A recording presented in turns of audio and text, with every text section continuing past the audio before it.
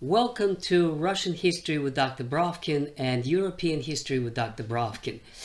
Today I continue with discussion of President Putin and the political system in Russia under President Putin. In many previous videos, I discussed his relationship with the world leaders, his foreign policy, his doctrine, his relationship with the oligarchs. He's been in power for 20 years, and Russia has changed a great deal since then. Today, I'd like to talk about Russian political parties, and specifically opposition to Putin. Now, the West, of course, puts all the attention. Speaking of opposition, Western media is just totally preoccupied with Navalny. And of course, this is a separate story, but the point is Navalny is not the real opposition. Navalny is a kind of a creation of Western media and publicity because he's so rowdy, because but he has nothing to say. There's no political party, there's no political position other than, fighting corruption and Putin because he's a bad guy.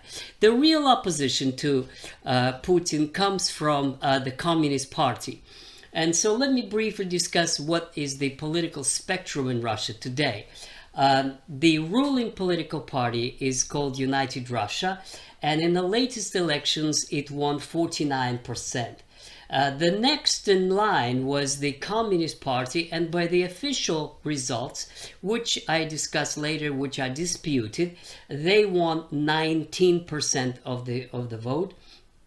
And then comes three parties that are of minor but importance still, and that is the Liberal Democratic Party of Mr. Zhirinovsky, who is basically kind of a radical cry out and just making farce of everything, and he's a laughing stock. He's not a serious political challenger. He's always voting for the ruling party, although he likes to yell at the communists. So he's a kind of flamboyant anti-communist. That's what you could describe him as, and a nationalist. Then there is a Justice Party, which is a kind of a splinter party from the ruling party of sort of middle-range bureaucrats who want to have a say and are not happy with the officials are doing. And then there's a New People Party, which just appeared a year ago. And when you look at their program, they're pretty much a party of entrepreneurs and middle business. And they just basically, the positions they take are more for a climate of investment and capitalist development and so forth.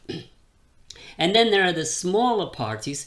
Yabloko of Yavlinsky is the most famous ones that really didn't get more than 1 or 2%, including the group that was running in elections associated with Navalny.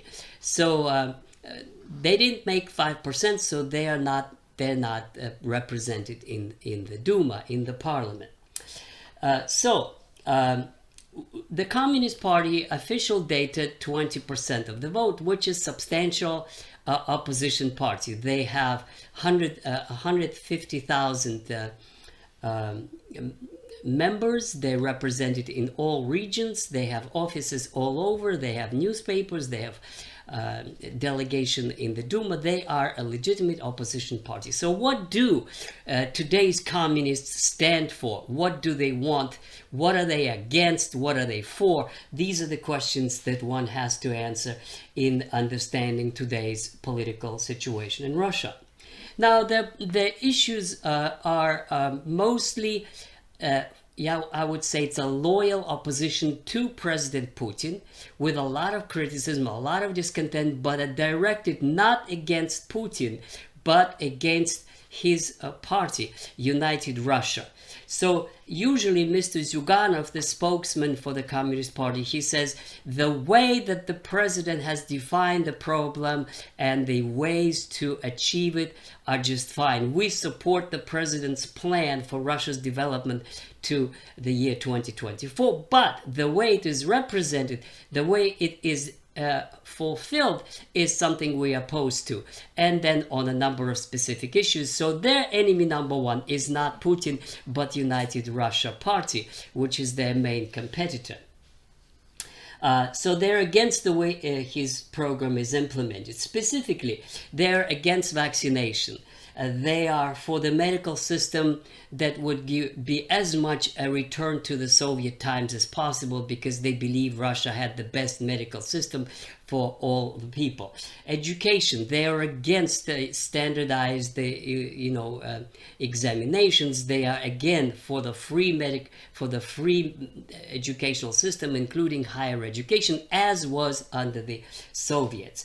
They are against paying for the education. They're very much against the pension reform and raising the retirement age. They are for a higher minimum wage. So they present themselves in domestic politics as defenders of the poor, of the oppressed, of the working people, and that really does bring them a lot of popularity.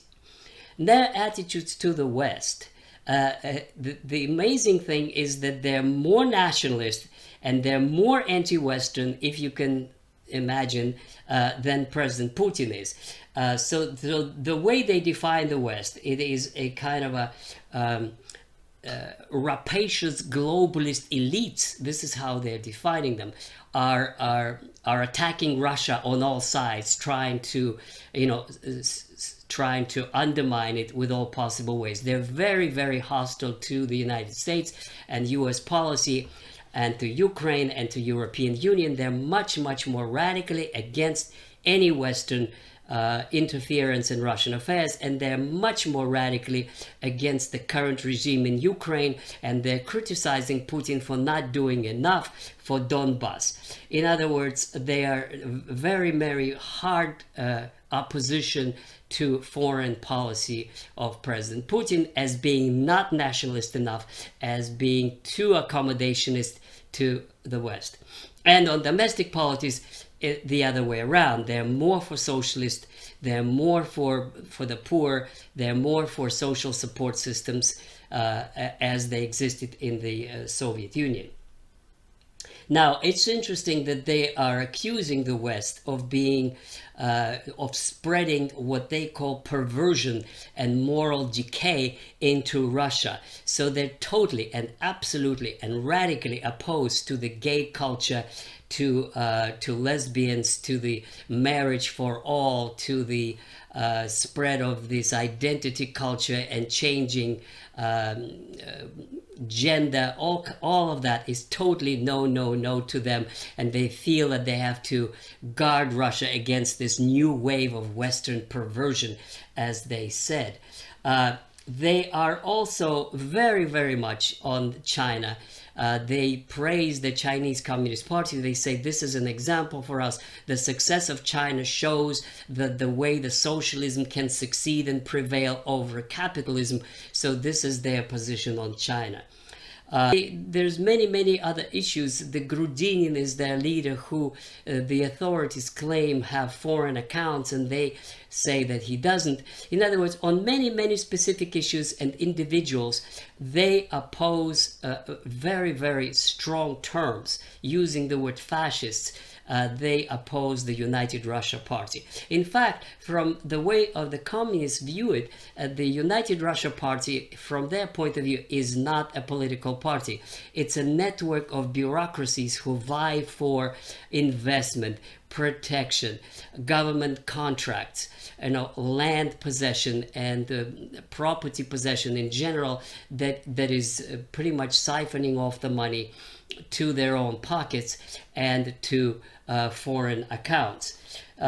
So this is the nature of the opposition, not in principle against Putin, but against the political party that Putin considers his own. And finally, in conclusion, what could we say about the future prospects for the Communist Party? It is a difficult question, because on the one hand, they are clearly a most powerful political party other than the United Russia Party. And given the weaknesses of the United Russia Party, with its connection to bureaucracy and connection to corruption and pretty low standing in public opinion, the communists do have a serious chance to challenge them in elections. But their weakness is that they have no real alternative. They don't have any real vision of the future. They always talk about the past. They always talk about how good it was under Soviet times. They conveniently forget the crimes of the Stalin era. So on the one hand, one shouldn't fear the today's communists. They're certainly not going to establish dictatorship of the proletariat.